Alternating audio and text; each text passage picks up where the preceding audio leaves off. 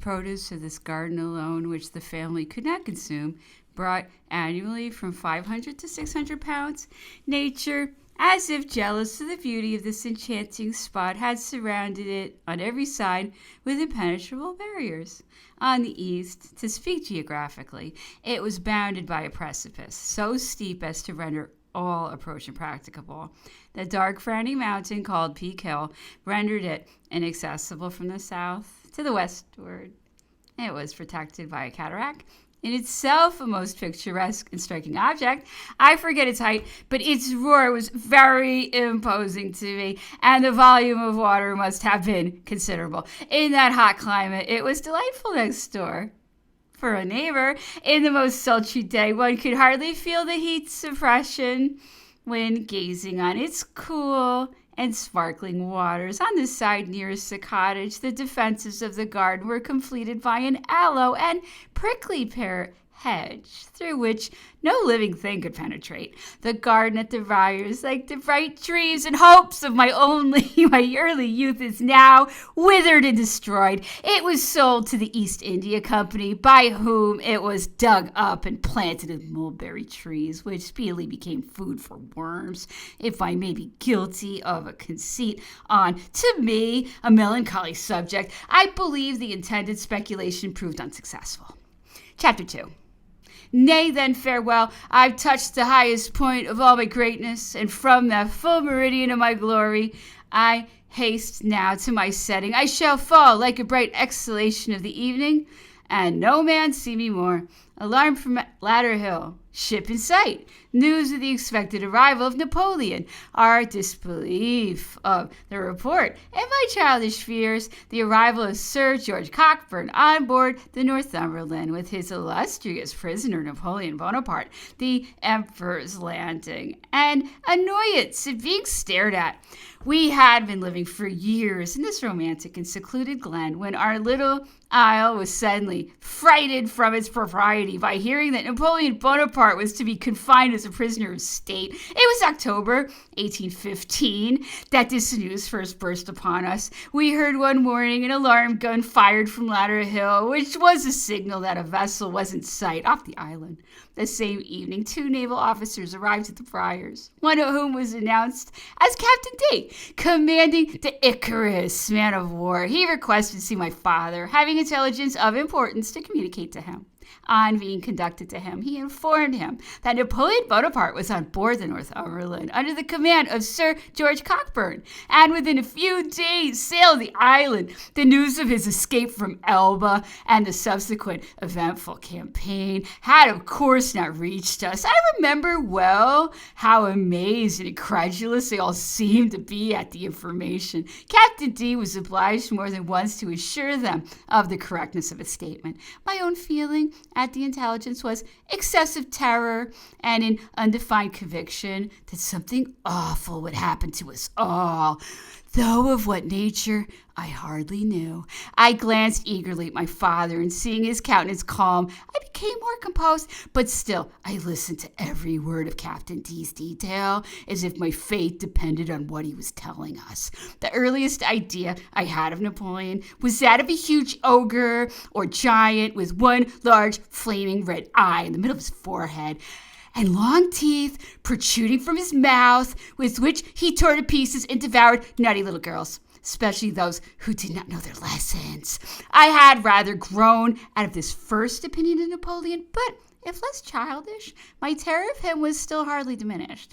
The name of Bonaparte was still associated in my mind with everything that was bad and horrible. I had heard the most atrocious crimes imputed to him, and if I had learned to consider him as a human being, I yet still believed him to be the worst that had ever existed. Nor was I singular in these feelings. They were participated by many much older and wiser than myself. I might say perhaps by a majority of the English nation. Most of the newspapers of the day described him as a demon, and all those of his own country who lived in England were of course his bitter enemies, and from these 2 sources alone we formed our opinion of him. It was not therefore without uneasiness that I saw my father depart. A day or two afterwards to go on board the vessel which had just cast anchor in the bay. The fleet consisted of the Northumberland, commanded by Sir George Cockburn, to whose care Napoleon had been confided, the Havana, Captain Hamilton, and several other men of war, together with transports containing the 53rd Regiment. We remained many hours in great anxiety. At last my father returned from his visit in safety, and we rushed out to question him as to what had occurred. "Well, Papa, have you seen him?" we exclaimed, for we thought of no one but Napoleon. He told us he had not seen the Emperor, but had paid his respects to Sir George Cockburn, and had been introduced to Madame Bertrand, Madame Montholon, and the rest of Napoleon's suite. He added that General Bonaparte would land in the evening, and was to remain for the present at the house of Mr. Porteous until Longwood, which was intended for his ultimate residence, should be ready for him. We were so eager to see the illustrious exile that we determined to go in the evening to the valley to witness his disembarkation. It was nearly dark when he arrived at the landing place, and shortly after a boat from the Northumberland approached, and we saw a figure step from it on the shore, which we were told was the Emperor, but it was too dark to distinguish his features. He walked up the lines between the Admiral and General Bertrand, and enveloped as he was in his surtout, I could see little but the occasional gleam of a diamond star, which he wore in his heart. The whole population of St. Helena had crowded to behold him, and no one could hardly have believed that it contained so many inhabitants. The pressure became so great that it was with difficulty. And how could it be made for him? And the sentries were at last ordered to stand with fixed bayonets at the entrance from the lines to the town, to prevent the multitude from pouring in. Napoleon was excessively provoked at the eagerness of the crowd to get a peep at him, more particularly as he was received in silence, though with respect. I heard him afterwards say how much he had been annoyed at being followed and stared at. Come and bet feroce, like a ferocious beast. We returned to the Briars at night to talk and dream of Napoleon. Chapter 3. Out of the fertile ground he caused to grow all trees of noblest kind for sight, smell, and taste. Milton. Groves whose rich trees wept odorous gums and balm, others whose fruit, burnished with golden rind, hung amiable, Hesperian fables true, if true here only, and of delicious taste. Milton. View of the cavalcade going and returning from Longwood the day after Napoleon's landing at St. Helena. The Emperor's admiration of the Briars. Takes up his residence amongst us. Description of his manner, person, etc. Questions me in geography. His opinions of English music.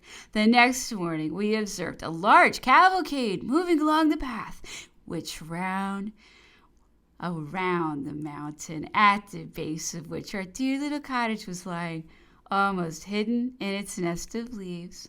The effect of the party was very picturesque. It consisted of 5 horsemen, and we watched them with great interest, as following the windings of the road, they now gleamed in the sun's rays, and were thrown into brilliant relief by the dark background behind, and then disappearing. We gazed earnestly until, from some turn in the road, they flashed again upon us. Sometimes we only saw a single white plume, or the glitter of a weapon in the sun. To my already excited fancy, it suggested the idea of an enormous serpent with burnished scales, occasionally showing himself as he crawled to our little abode. We were still doubtful whether Napoleon were of the party. We had already learnt to look for the gray surtout and small cocked hat, but no figure in that dress could be distinguished, though our spyglass was in anxious requisition. Everyone thought he would be best able to discover him.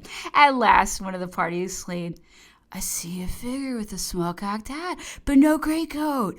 And then we were at last certain that it was the Emperor. We concluded he was on his way to Longwood to look at his future residence.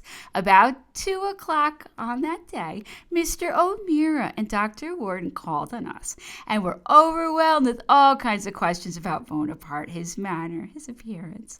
They described him as most agreeable and pleasing, and assured us We should be delighted with him. But all their fair words were thrown away upon me. I could think of him only with fear and trembling. When leaving us, they again repeated that our opinion of Napoleon would entirely change when we had once seen and conversed with him. At 4 o'clock in the evening, the same horsemen whom we had seen in the morning again appeared on their return from Longwood. As soon as they reached the head of the narrow pass which led down to the briars, they halted, and after apparently a short deliberation, with terror, I saw them begin to descend the mountain and approach your cottage. I recollect feeling so dreadfully frightened that I wished to run and hide myself until they were gone.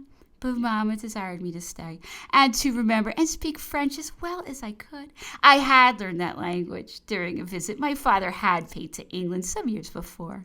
And as we had a French servant, I had not lost what I had then acquired. The party arrived at the gate, and there being no carriage road, they all dismounted, excepting the emperor, who was now fully visible. He retained his seat and rode up the avenue, his horse's feet cutting up the turf on our pretty lawn. Sir George Cockburn walked on one side of his horse and General Bertrand on the other. How vividly I recall my feelings of dread mingled with admiration as I now first looked upon him, whom I had learned to fear so much. His appearance on horseback was noble and imposing. The animal he rode was a superb one, his color jet black, and as he proudly stepped up the avenue, arching his neck and champing his bit, I thought he looked worthy to be the bearer of him who was once the ruler of nearly the whole European world.